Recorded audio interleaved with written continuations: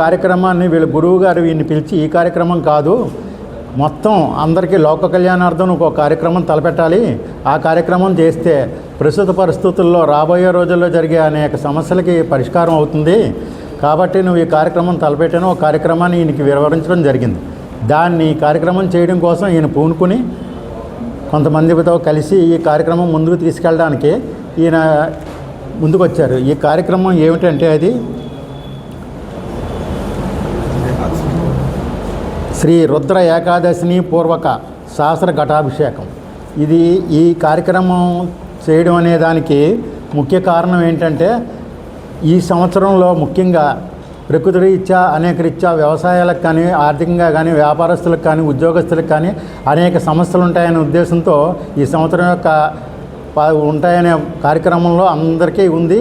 మన ప్రభుత్వాలు కూడా మనల్ని హెచ్చరిస్తున్నాయి. దీనికి పరిష్కార మార్గంగా ఈ కార్యక్రమం తలపెట్టారు. ఇది చేయడం వల్ల దీనికి ఎంతో కొంత పరిష్కారం జరుగుతుంది, మనం చెయ్యాలి అని. పూర్వకాలం కూడా ఇలా ఏదైనా సమస్యలు వచ్చినప్పుడు యజ్ఞాల యాగాలు చేసేవారు. దాన్ని దృష్టిలో పెట్టుకుని వీళ్ళ గురువు గారు చెప్పబట్టి ఈ కార్యక్రమం తలపెట్టారు. అదే మేమందరం దగ్గరికి మా అందరి దగ్గరికి వచ్చినప్పుడు అని తప్పకుండా చేద్దాం, అందరికీ ఉపయోగపడేది.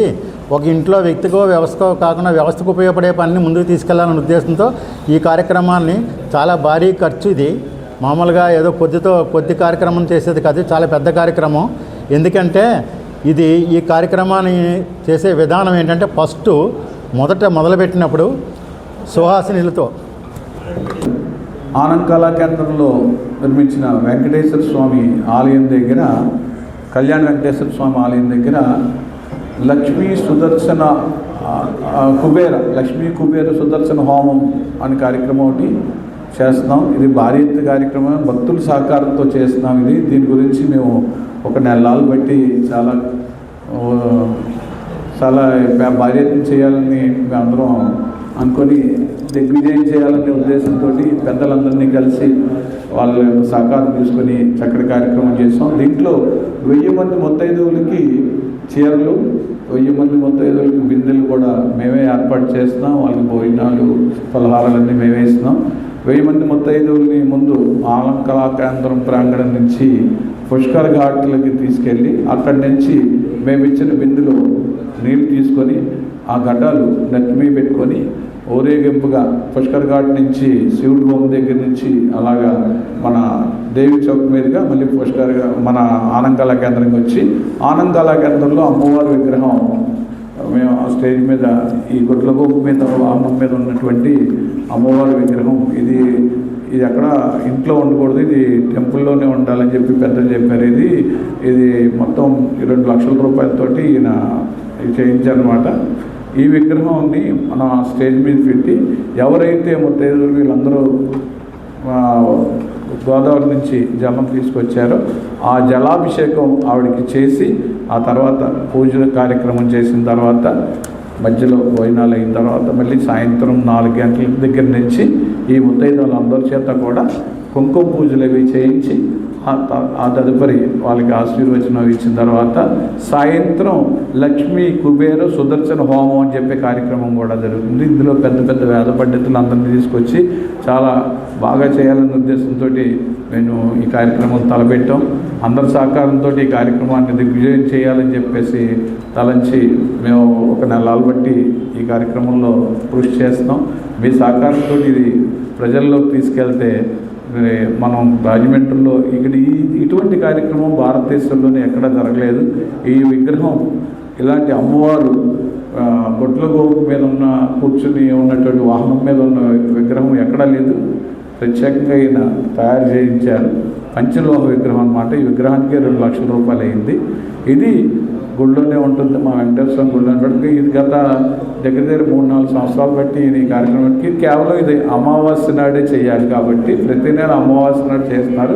ఈసారి కొంచెం భారీ ఎత్తులో చేయాలనే ఉద్దేశంతో మనకి విరివిగా వర్షాలు పడాలి, మంచి పంటలు పండాలి, అందరూ బాగుండాలి, సస్యశ్యామలంగా ఉండాలి మన ఆంధ్రప్రదేశ్ అన్న ఉద్దేశంతో మనం ఈ కార్యక్రమం తలపెట్టాం. ప్రతి వాడికి మూలాధార శక్తి అయిన అమ్మవారి మహాలక్ష్మి ఆరాధన చేయడం చాలా శ్రేష్టముగా చెప్పబడుతూ ఉన్నది.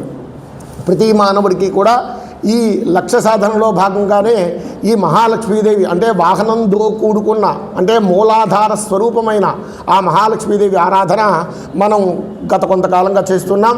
దాంట్లో భాగంగానే ఈ అమావాస్య రోజున అంటే ఇది ఆషాఢ మాసం అవడం, దీన్ని గుప్తమాసము శుచిమాసము అని కూడా పిలుస్తూ ఉంటాం. అందుకోసం ఈ మాసములో అమ్మవారి ఆరాధన చేస్తే, ఎందుకంటే మీరు చూడవచ్చు గ్రామదేవత మహోత్సవం అవ్వచ్చు, అమ్మవారి ఆరాధన అవ్వచ్చు, శాకాంబరి ఉత్సవములు అవ్వచ్చు, ఏవైనా సరే ఈ ఆషాఢ మాసంలో ఎక్కువగా జరుగుతూ ఉంటాయి. ఎందుకంటే ఆషాఢ మాసం అంతటి శక్తివంతమైన మాసము. అందుకోసం ఈ మాసంలోనే అమావాస్య రోజున ఈ అమ్మవారికి చేయాలి కాబట్టి అమావాస్య రోజునే ఈ అమ్మవారికి రుద్రేకాదశిని పూర్వక సహస్ర ఘటాభిషేకము. రుద్రేకాదశిని అంటే ఈశ్వరారాధనలోనే మహాన్యాసంలో చెప్పబడుతూ ఉన్నది జపహోమార్చనాభిషేక విధిం ఆఖ్యాస్యామ అంటుంది వేదం. అంటే జపము, హోమము, అర్చన, అభిషేకము జరిగే ఏకైక క్రతువే రుద్రేకాదశిని. ఈ రుద్రేకాదశిని కార్యక్రమం దేనికోసమయ్యా అంటే ప్రాయశ్చిత్త ప్రక్రియ. అంటే మనిషికి సర్వ పాపములు తొలగజేసేది, సర్వ ప్రాయశ్చిత్తములు కలగజేసేది, అలాగే సమస్త శ్రేయస్సుని సుఖాన్ని ప్రసాదించేది ఈ రుద్రేకాదశిని.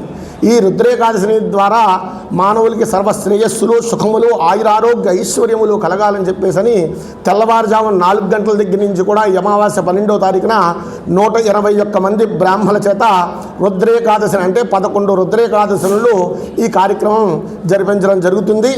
అలాగే తర్వాత ఈ కార్యక్రమం అయిన తర్వాత ఉదయం 8-8:30 మధ్యలో 7 గంటల దగ్గర నుంచి కూడా ఈ స్త్రీలందరినీ కూడా రప్పించడం, 8 గంటలకి ప్రారంభించి అమ్మవారిని ఆన్ కళాకేంద్రం దగ్గర నుంచి కూడా అమ్మవారిని ఊరేగింపుగా తీసుకుని వెళ్ళి అక్కడ గోదావరి జలములు తీసుకుని అమ్మవారికి సహస్ర ఘటాభిషేకం చేయడం. సహస్ర ఘటాభిషేకం ఎందుకోసమయ్యా అంటే ప్రతి మానవుడికి ఇప్పుడు వర్షాభావం సాధ్యమైనంత వరకు కూడా ఈ ఆంధ్రప్రదేశ్లో చాలా తక్కువగా ఉన్నది పెంచడం జరుగుతుంది. 50 మంది భక్తులు కూడా వచ్చి ఈ కార్యక్రమంలో పాల్గొని అమ్మవారి యొక్క సంపూర్ణమైన అనుగ్రహాన్ని ప్రతి మానవుడు కూడా పొందాలి. అందుకోసమని ఈ కార్యక్రమం చేస్తున్నాం. అలాగే అమ్మవారి దగ్గర ప్రతి నెల కూడా మనం వార్షికోత్సవం చేసేంత వరకు కూడా అమ్మవారి దగ్గర ఒక బంగారం డాలర్ పెడతాం.